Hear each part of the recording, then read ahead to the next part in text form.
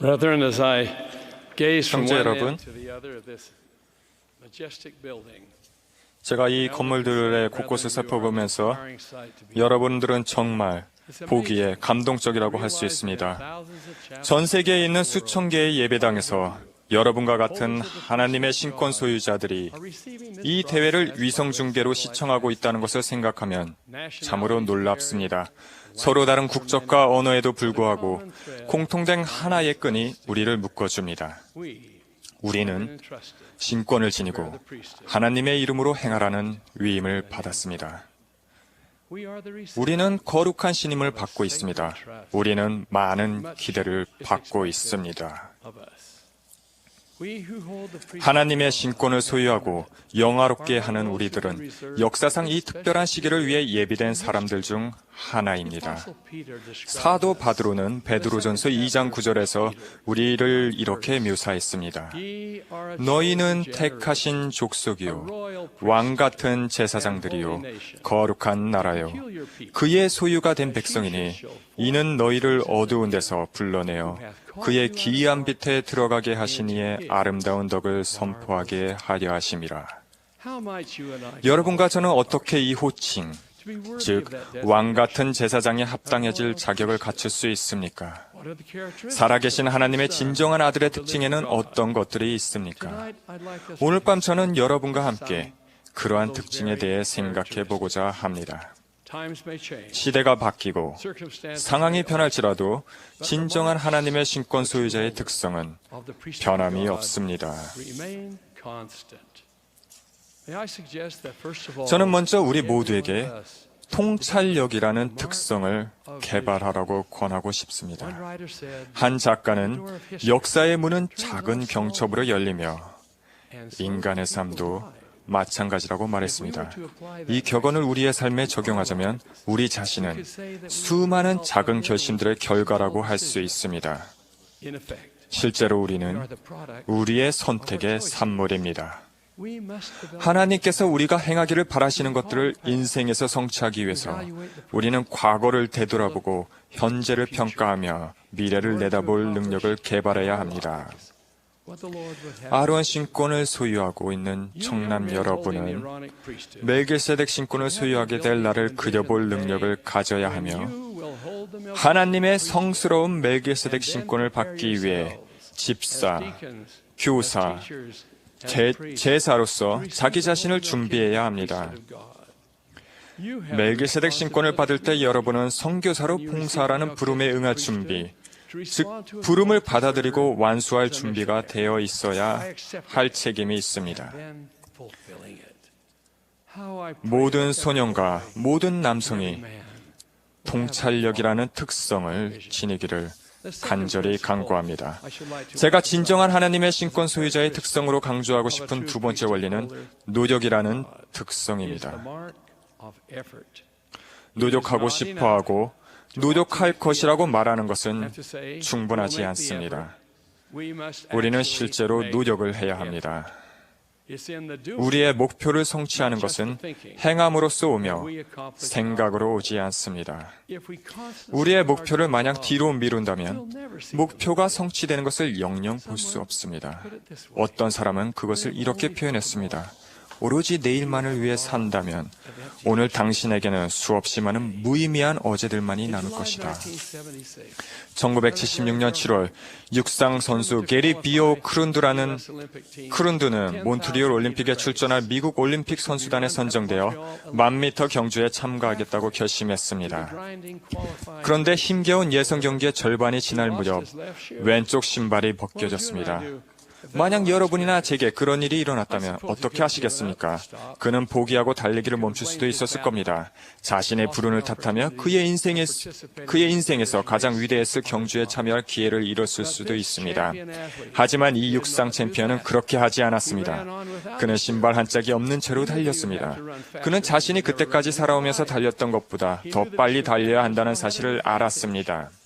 이제 출발선에서와는 달리 자신의 경쟁자들이 유리한 고지에 있음을 알았습니다.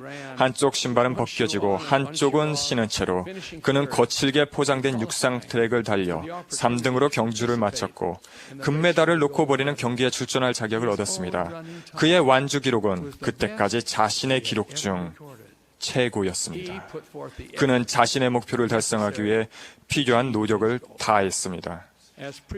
신권 소유자로서 우리는 우리의 인생에서 비틀거리고 지치고 힘들 때 혹은 마음의 상처와 실망으로 고통받을 때를 경험할지 모릅니다. 그러한 일이 생길 때 저는 우리가 우리의 목표를 향해 더 큰 노력을 기울이며 인내하기를 소망합니다. 우리는 집사정원의 회장이든 교사정원의 석이든 신권 고문이나 방교사 혹은 감독이든 적어도 인생에 한 번은 교회의 어떤 직책에 부름을 받을 것입니다. 더 많은 예를 들 수도 있지만 그럴 필요는 없을 듯합니다. 제가 솔트레이크 시티 제67와대의 감독으로 부름받았을 때 저는 겨우 22살이었습니다. 와대에는 1080명의 회원들이 있었기 때문에 다루어야 할 모든 사안을 처리하고 와대의 모든 회원들이 소속감과 보살팜을 느끼게 하기 위해서는 큰 노력이 필요했습니다. 비록 그 책임이 막중하긴 했지만 저는 이 임무에 압도되지 않았습니다. 저는 일하기 시작했고 최선을 다해 봉사하기 위해 제가 할 수 있는 모든 일을 했습니다. 부름과 임무를 막론하고 우리 모두 그렇게 할 수 있습니다. 작년에 저는 제가 감독으로 봉사했을 당시에 있던 집들이 얼마나 남아있는지 살펴보기로 했습니다. 저는 한때 와드를 구성했던 골목골목으로 천천히 차를 몰았습니다. 저는 1080명의 회원들이 살고 있던 모든 가옥과 아파트 중 오직 3채만이 남아있다는 것을 발견하고는 깜짝 놀랐습니다. 그중 한 집에는 잔디가 무성했고 나무는 제멋대로 자라고 있었으며 아무도 살고 있지 않았습니다. 나머지 2집 중 한 집은 판자로 둘러쳐 있는 데다 살고 있는 이가 없었고 또 한 집은 사무실로 쓰이고 있었습니다. 저는 차를 세우고 잠시 가만히 앉아 있었습니다. 각 집과 아파트들을 떠올릴 수 있었습니다. 건물과 가옥들은 사라져버렸지만 각 처소에 살고 있던 가족들에 대한 기억은 매우 생생했습니다. 저는 시인 제임스 베리의 인생의 12월에 6월의 장미를 만끽할 수 있도록 하나님은 우리에게 추억을 주셨네 라는 말을 떠올렸습니다. 그 부름을 수행할 수 있었던 기회에 얼마나 감사드렸는지 모릅니다. 그러한 것들이 우리 각자가 우리의 임무에 최선을 노력을 기울일 때 받을 수 있는 축복입니다. 노력이라는 특성은 모든 신권 소유자들에게 필요합니다. 제가 강조하고 싶은 세 번째 원리는 신앙이라는 특성입니다. 우리는 우리 자신에 대한 믿음과 우리의 노력을 축복하고 인도하실 하나님의 능력에 대한 신앙을 가져야 합니다. 오래전 시편의 저자는 아름다운 진리를 기록했습니다. 그는 여호와께 피하는 것이 사람을 신뢰하는 것보다 나으며 여호와께 피하는 것이 고관들을 신뢰하는 것보다 낫도다라고 말했습니다. 즉, 우리를 인도하시는 하나님의 능력을 신뢰해야 하겠습니다. 알다시피 우정은 변할 수 있지만 주님은 변함이 없으십니다. 셰익스피어는 그의 희곡 헨리 8세에서 왕가의 우정으로 인해 세도를 누리고 오만했던 울시 추기경을 통해 이러한 진리를 가르쳤습니다. 우정이 다하자 울시 추기경은 권력을 잃었고 결국 명성과 특권도 잃었습니다. 그는 모든 것을 얻은 후 모든 것을 잃은 사람입니다. 비통한 심정으로 그는 그의 종 크롬웰에게 참된 진리를 말합니다. to his servant Cromwell. He said, 오, 크롬웰, had I 내가 왕을 섬겼던 열정의 절반만으로라도 내 하나님을 섬겼더라면 he would not 지금 늙은 나를 have left 적들 me 앞에 무방비로 버려두지는 않으셨을 것을. I trust we shall have. 저는 오늘 밤 이 자리에 있는 우리 모두의 신앙에, 마음에 신앙이라는 특성이 자리할 것임을 I add 믿습니다. to my list 저는 이 목록에 유덕함이라는 특성을 더하겠습니다. very important about that. In these 주님께서는 today, 우리에게 the Lord 쉬지 indicated we 말고 should let 덕으로 내 생각을 장식하라고 말씀하셨습니다.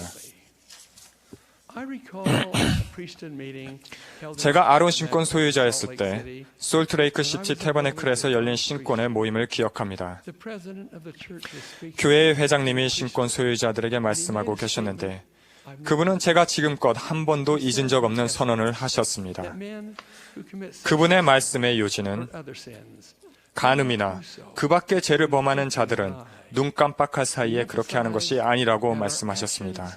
그는 생각이 행동을 앞서며 죄를 짓는 것은 이미 그 죄를 짓는 것에 대해 생각했기 때문이라고 강조하셨습니다. committing that particular sin. 죄를 피하는 방법은 우리의 생각을 깨끗하게 유지하는 것이라고 선언하셨습니다.